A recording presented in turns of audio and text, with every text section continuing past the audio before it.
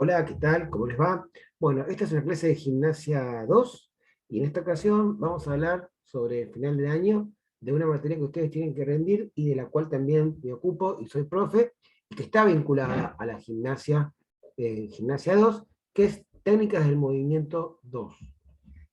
Bien, esta materia la pueden dar una vez que terminan de dar todas las materias deportivas y las gimnasias de segundo año. Aquellas materias que no tienen final y se aprueban finalmente dando esta materia que es técnica del movimiento 2. O sea, el primer paso para aprobarla obviamente es aprobar la cursada y luego avanzan con este final. Bien, van a encontrar en esta materia, yo les voy a enviar el programa para que lo tengan como corresponde, que es este, y van a encontrar al principio del programa una fundamentación. Bien, en esa fundamentación van a encontrar un párrafo o dos, donde se fundamenta, se muestra cómo la educación física ha pasado por diferentes corrientes de pensamiento eh, hasta llegar a ser lo que es actualmente una práctica. Es decir, podemos pensar que arrancó como una práctica militar o una disciplina militar, después se convirtió en una disciplina con contenido pedagógico educativo o didáctico, pedagógico didáctico, y finalmente hoy es una práctica que en el contexto de las escuelas se da con una intención pedagógica didáctica. Bueno, en ese contexto y considerándola hoy una práctica corporal, en el contexto vinculada a la educación, en el contexto de la práctica formal que es la escuela, va de la mano con otras cuestiones como es la ley de género, ¿sí? Que es un contenido que se expresa mediante la ESI y que se da de forma transversal. ¿Sí? Esto también es importante que lo tengamos en cuenta, ahora vamos a hablar de eso, pero fíjense, actualmente con la implementación de la Ley de Educación Sexual Integral, Ley 26.150, importante saber esto y saber el número de la ley, para todo el sistema educativo, la educación física también se fue modificando, o sea, la ESI impactó también sobre la educación física. Un cambio que muchos de los docentes sintieron un quiebre en sus modos de enseñar y de ser. A partir de la promulgación de esta ley, se puso en la mesa diferentes cuestiones de género que debían realizarse y que ello era una deuda para el sistema argentino educativo. Bueno, eh, ahí hay algo que tenemos que tener en cuenta. Cuando desarrollamos la clase, ¿cómo impacta la cuestión de género en nuestras clases de educación física? ¿Sí? Eh, Vamos a hablar más en extenso de eso más adelante. Y dice, este teórico propone visualizar aquellas cuestiones de género que circulan en la sociedad y que indefectiblemente atraviesan y atrapan a la educación física. A la hora de dar clases, los docentes dicen y escuchan diversos discursos que irrumpen en el gimnasio, la canchita y el patio. Veas como una nena, deja de llorar, que pareces una mujercita, juega al fútbol como un varón, es re machona, eso no es juego de nenes. En casa barremos, limpiamos, lavamos ropa, cocinamos. El rosa es para las nenas y el celeste para los nenes. Valentín me dijo que a mí mi voz es finita como una nena y no me gustó lo que me dijo, porque yo soy un nene. Bueno, y así. Todas estas frases marcan a cada niño y a cada niña de por vida. Niños y niñas que se convertirán en mujeres y hombres y que han sido y son atravesados por una cultura en donde ser distinto es sinónimo de lo malo. Bueno, aquí se plantean dos cuestiones, digamos. Por un lado, tenemos cómo se presenta la ley de ESI a partir de la ley de 50, cómo impacta la ESI sobre la educación física y cómo ese impacto hace que se enfrente a un discurso de normalización. Esto es lo que venimos acostumbrados a hacer. Digamos, ¿qué es un discurso de normalización? Es cuando yo considero que tengo un grupo de alumnos donde son todos iguales. En realidad esto no sucede. Yo lo que tengo son un grupo de individualidades que son todos distintos y tengo que trabajar para la diversidad y no para que todos sean iguales. respetar sus capacidades particulares, sus habilidades propias, y tratar de que lleguen a lo máximo de sus posibilidades, pero siempre a partir de cada uno y cada una, y no de un objetivo general. Bueno, este criterio no solo impacta en la educación física, sino en todo el sistema educativo. Avanzamos. Este teórico de técnicas del movimiento 2 propone el análisis en torno a las cuestiones de género, de los diversos discursos y las diversas prácticas que propone la educación física a través de sus contenidos, la gimnasia, el juego y el deporte. Por eso digo que estos tres contenidos ustedes ya los vieron este año y algunos también el año pasado, ¿no? Pero bueno, es importante que lo tengamos en claro, porque si bien ustedes vieron la gimnasia, el juego y los deportes, acá en esta materia lo que se les pide es cómo vuelco ese contenido en la clase. Yo entiendo que juego, entiendo que es deporte, entiendo que gimnasia, perfecto. En el ámbito de lo formal, ¿cómo lo doy? Teniendo en cuenta las diferencias, las similitudes, teniendo en cuenta mi rol de docente, cómo observo, cómo me paro, cómo lo vuelco los conocimientos. Un poco esta es la idea de esta materia. Y también de cuestionar esas prácticas de las cuales fuimos testigos, ¿no? Como alumnos. Bueno, propósitos. Analizar los discursos que los propios alumnos traen arraigados. Esto habla de la biografía de los alumnos, ¿no? Y que tienen que ver con eh, cómo reciben la educación física y cómo darán la educación física. Es decir, cuando uno analiza los discursos, pone en la balanza aquellas cosas buenas y aquellas cosas con las que no está de acuerdo. Valoriza aquello que cree que es un capital que le va a servir y tiene en cuenta aquello que debería desarraigar. En este caso, ahora desde el lugar del profe de educación física. Otro propósito es pensar en las prácticas y los discursos que atraviesan la educación física y detectar dónde las cuestiones de género aparecen y se instalan. Bueno, digamos, pensar en las prácticas y los discursos que atraviesan la educación física, ahí tenemos que pensar en toda la historia de la educación física, ¿no? Digamos, el origen militar, después lo que tiene que ver con la medicina, la fisiología, eh, la, la, las distintas corrientes que llegaron hasta hoy día, ¿no? Y pensar cómo esas corrientes están en mayor o menor medida presentes dentro de la educación física e incluso dentro de nosotros como profesores de educación física. Y detectar dónde las cuestiones de género aparecen y se instalan. Digamos, cómo cada discurso, cada corriente tiene que ver y arrastra cuestiones de género. ¿Sí? Digamos, si pensamos en la historia de la educación argentina y cómo la escuela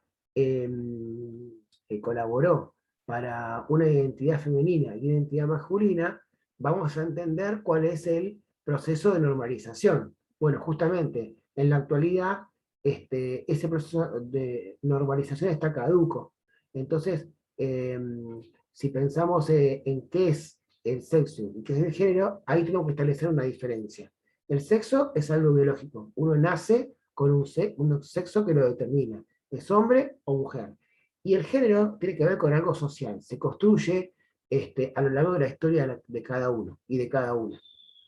¿Se entiende? Son dos cosas distintas, que a veces pueden coincidir y a veces no.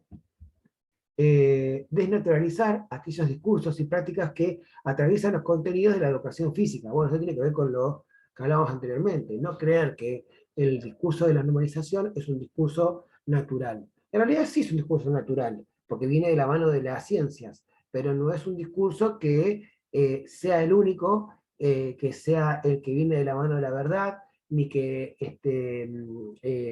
sea al que me tengo que adherir. Digamos, cuando desnaturalizo, lo que estoy es pensando esos discursos y reverlos. Analizar las clases de educación física desde el discurso de los docentes, los directivos y los maestros. Bueno, esto es ver qué sucede ahí en el ámbito formal de la educación, ¿no? Mi posición y el resto de los docentes, inclusive el cuerpo directivo. Bueno, avanzamos.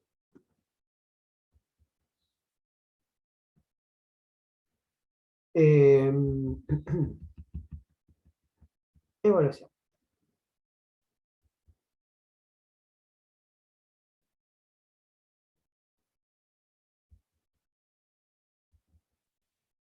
Eh, programa.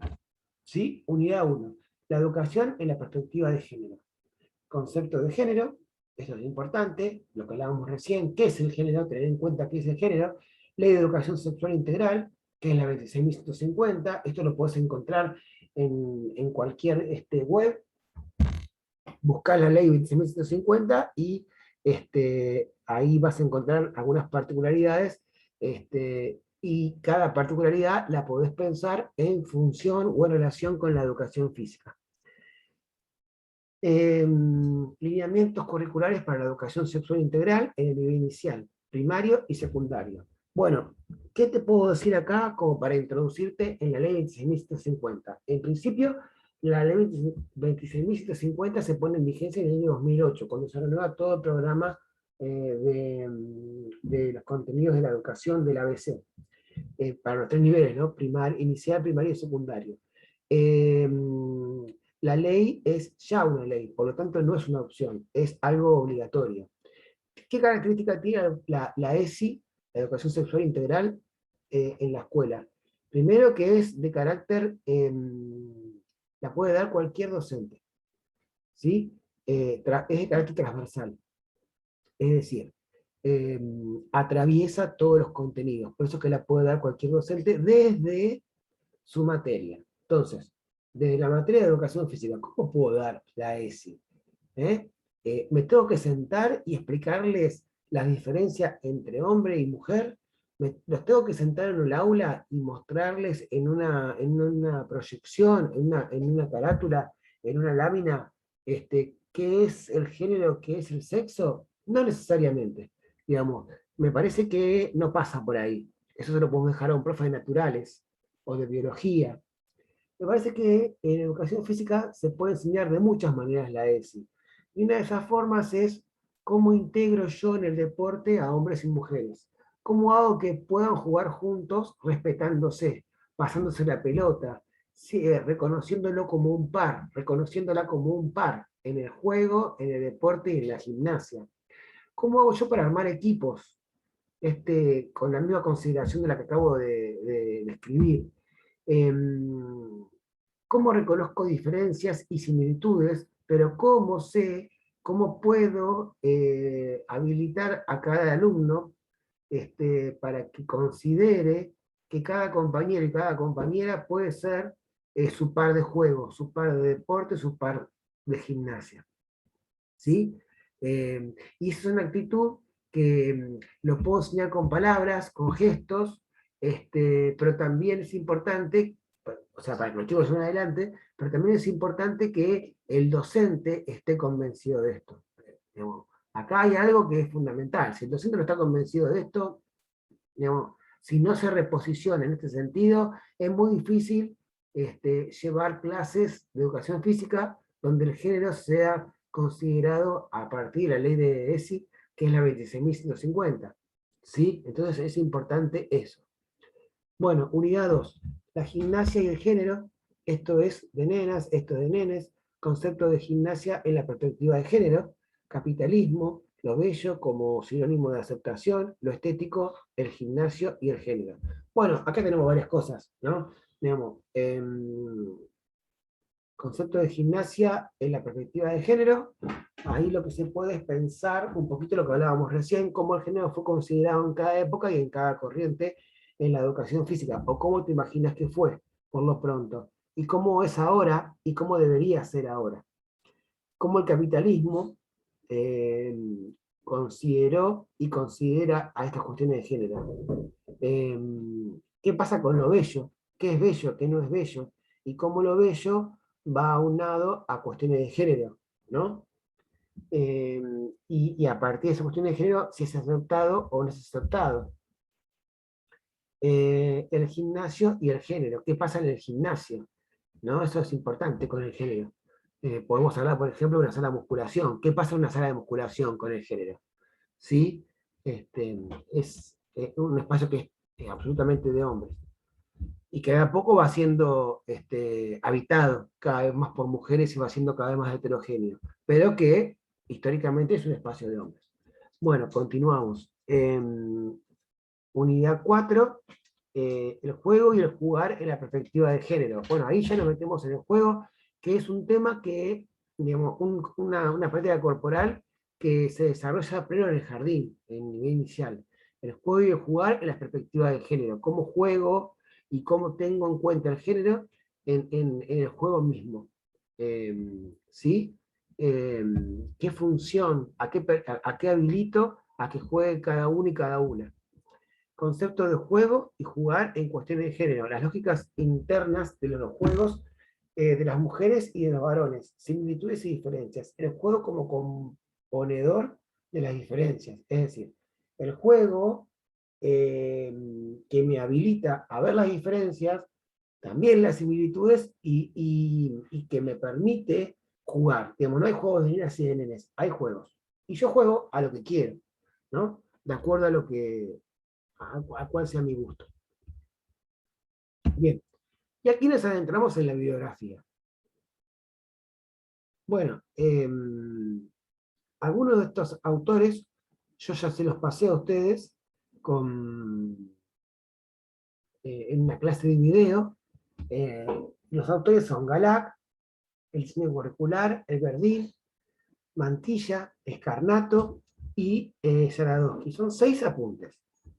¿Sí? Son 6 apuntes que están vinculados por la cuestión de género. Digamos, cada uno marca una diferencia, cada uno marca una particularidad. Hablan de cosas diferentes, pero todos hablan de género. ¿Sí? Entonces, ¿qué pasa con Galán? Bueno, Galán, en su apunte El oficio del maestro de gimnasia, una mirada de las prácticas gimnásticas a través de los Simpsons, bueno, él toma capítulos de los Simpsons, de sus 4 integrantes, porque la bebé no, de sus 4 integrantes, y cómo cada uno de ellos se vincula a la gimnasia desde lugares diferentes. Pero todos coinciden en algo, todos coinciden en algo, en cómo está presente la mirada del otro, y cómo la mirada del otro influye en decisiones que vinculan a la persona y el hecho de hacer gimnasia. Eso por un lado. Después, cuando Galac habla del oficio del maestro de gimnasia, también posiciona al profe de gimnasia en relación a los alumnos. Digamos, ser ser maestro de gimnasia es todo un oficio, ¿no? Que muchas veces es subestimado, digamos, porque pareciera ser que gimnasia puede practicar cualquiera, salir a caminar, salir a correr, ir al gimnasio a hacer pesas, sin que casi nadie nos controle, eh, no sé, hacer alguna otra actividad por internet en casa. Sin embargo, es importante la presencia del profe. Y ahí es donde ustedes tienen que marcar, de acuerdo a lo que dice Galac, dónde se destaca esta importancia. Y también sería bueno que ustedes puedan ver cada una de las formas en que cada uno de los personajes de Los Simpsons se acerca a la gimnasia y por qué, cómo la considera, y qué es lo que la gimnasia o la práctica de la gimnasia le atribuye a cada uno de sus integrantes de la familia. Em,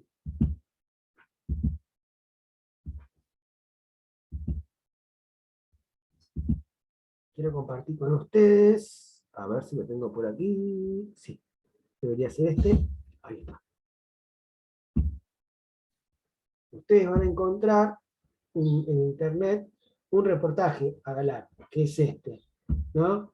En donde quizás no hable puntualmente del apunte, pero van a ver que sí habla de la gimnasia, de la historia de la gimnasia, de cómo nace la gimnasia, de cómo se vincula la gimnasia a las personas, de cómo la gimnasia se introduce en el ámbito escolar, de cómo impactan los alumnos y las alumnas, y de cómo esa gimnasia va evolucionando a través del tiempo. ¿Sí? Me parece que estaría bueno que esto lo vean. Dice conversación sobre educación física e historia, Galat y Juan Bravo. Digamos, un reportaje que es muy interesante porque muestra esto que acabo de señalar y que es muy ilustrativo para poder dar el final. Bien. Nos vamos de acá y avanzamos al siguiente apunte. Ya hablamos de GALAC, vamos a ver qué sigue. Bueno, ahora sí, diseño curricular. Bueno, ¿qué cosas tener en cuenta el diseño curricular? Bueno, yo no puedo, quizás ustedes en otras materias hayan visto cuestiones de diseño curricular como la materia didáctica, didáctica 1 y quizás didáctica 2, o didáctica general. Eh, Todo lo que hayan visto en las materias de didáctica de diseño curricular, ténganlo en cuenta, ¿sí? Pero tengan en cuenta quizás todo lo que dice el diseño curricular antes de meterse en los contenidos. Porque ahí van a ver una descripción de cómo el diseño curricular se posiciona con respecto a cómo debería ser la educación actual. Esto es de tener en cuenta términos tal como la diversidad, de la que acabamos de describir. Tener en cuenta términos tales como la cuestión de inclusión. ¿Qué es la inclusión? ¿No? Tener en cuenta términos tales como el género, ¿sí? Y cómo trabajo el género en relación a la diversidad y la inclusión, ¿sí? Entonces, eso es lo que vamos a pedir. Por ejemplo, puede ser que en una mesa de final de esta materia se pregunte, si vos tuvieras que dar una clase de fútbol donde haya chicos y chicas, ¿qué cuestiones, qué puntos tendrías en cuenta? ¿Sí? Por ejemplo, digamos, estamos eligiendo un deporte que es tremendamente machista en un país donde quienes apoyan el fútbol en su mayoría son hombres, pero donde a poquito va siendo habitado cada vez más por mujeres. Entonces, ¿cómo hago como profe de educación física para dar esa posibilidad en la escuela? Para empujarla, ¿sí? Entonces, esto es lo que se va a preguntar. Bueno, así que el diseño curricular, yo más que los contenidos, por ahí les pido que lean esa primera parte que antecede a los contenidos, donde el diseño curricular hace toda una descripción de cómo considera la educación actual y la práctica de la educación física. Digamos, no tienen que leer todo el diseño curricular, se van a la parte de educación física y donde dice educación física, yo recomiendo por ahí el de inicial, que ahí hay como un posicionamiento más claro, y cuando dice educación física, de ahí para abajo, antes de los contenidos, leen todo el posicionamiento y la descripción. ¿Sí? Bueno,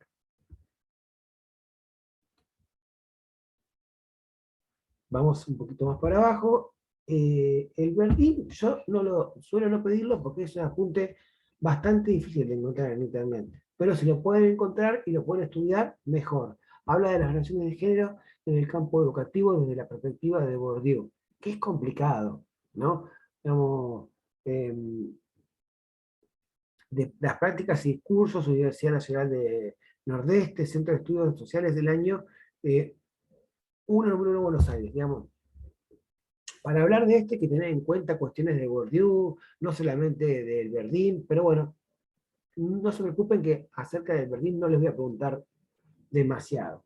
Eh, Mantilla, la clasificación de los juegos y las prácticas reguladas y vigilancia en el torno al género. Bueno, acá sí, esto es importante porque habla del juego y de cómo clasificamos los juegos como profes de educación física, cómo nos paramos frente a los juegos, cómo damos juegos, cómo enseñamos a jugar. Si hay alguien que enseña a jugar, somos los profes de educación física. Entonces, ¿cómo enseñamos a jugar? ¿Qué cuestiones tenemos ahí en cuenta de género para que los chicos desenvuelvan luego el género como algo que se apropian? Y lo hacen en el patio o en su casa o en la vereda de su casa. ¿Sí? Entonces todo esto se tiene en cuenta en el apunte de Mantilla. Eh, Después se van a encontrar con un apunte que es súper interesante, que es el apunte 5, que es el de Martín Escarnato. Es este, se los voy a mostrar.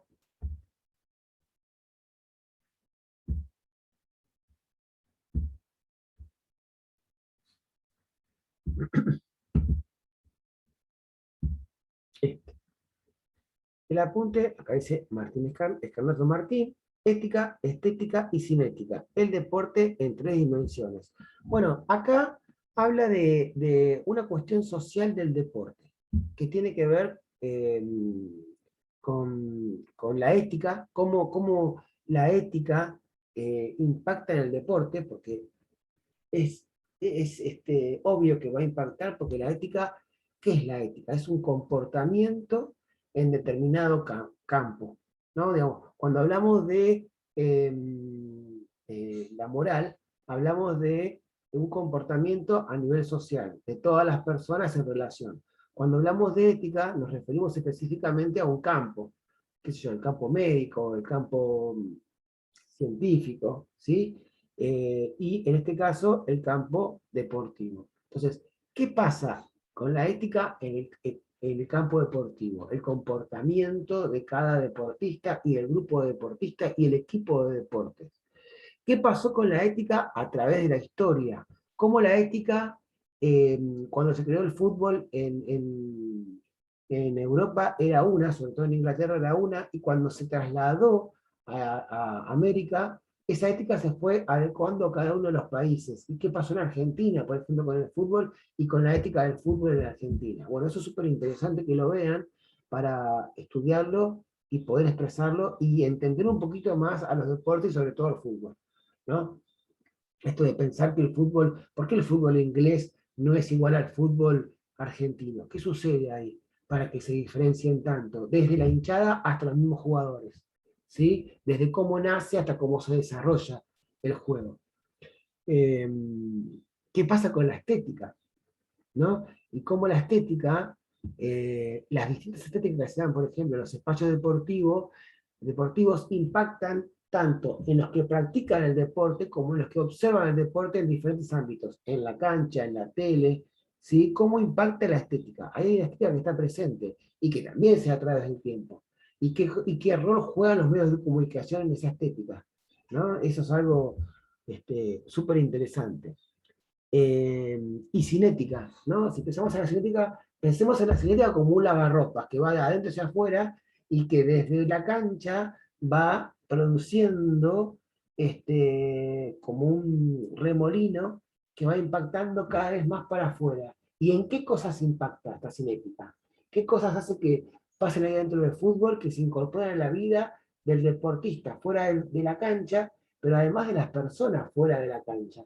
Esto de que algunas personas actúen como deportistas cuando en realidad no lo son tanto, son simplemente espectadores, pero tienen ahí toda una estética y una ética similar a la del deportista. Bueno, también, digno de analizar. De todo eso se encarga Scarnato. Y estaría bueno que lo lean y lo tengan en cuenta. Muy bien. Y finalmente pasamos a Jaradowski. Bueno, quizás Pablo Zaradowski es el que más claramente hable de la cuestión de género, sobre todo en el ámbito formal. Van a encontrar un apunte que lo marca aquí el programa, está acá,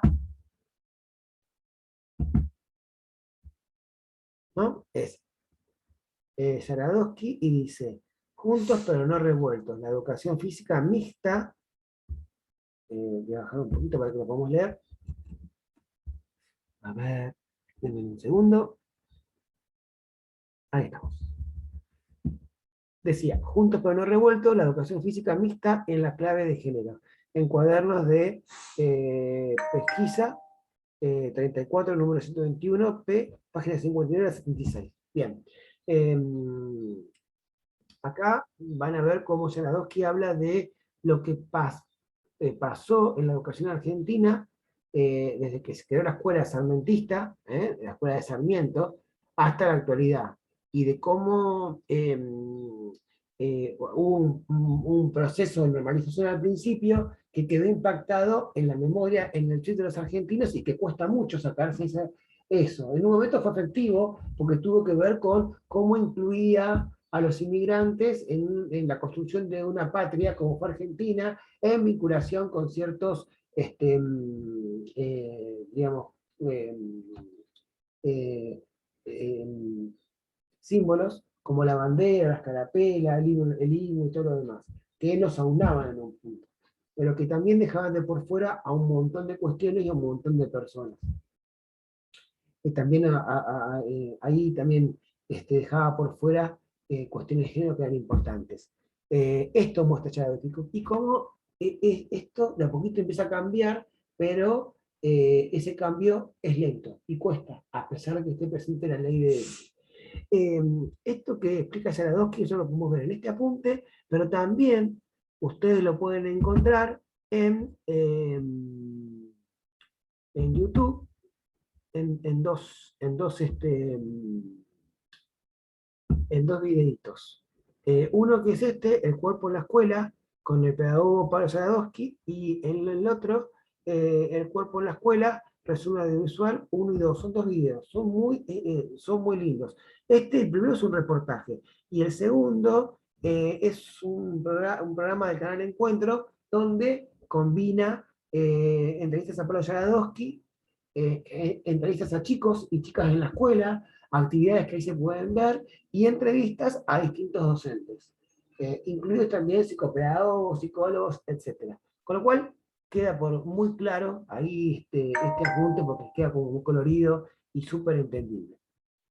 Bueno, eh, esta es la idea de la materia, es que ustedes puedan pensar en un nuevo posicionamiento de la educación física actual, cómo ese posicionamiento se vincula con las cuestiones de género, pero también cómo considero, más allá de la cuestión de género, a alumnos y alumnas como seres diferentes.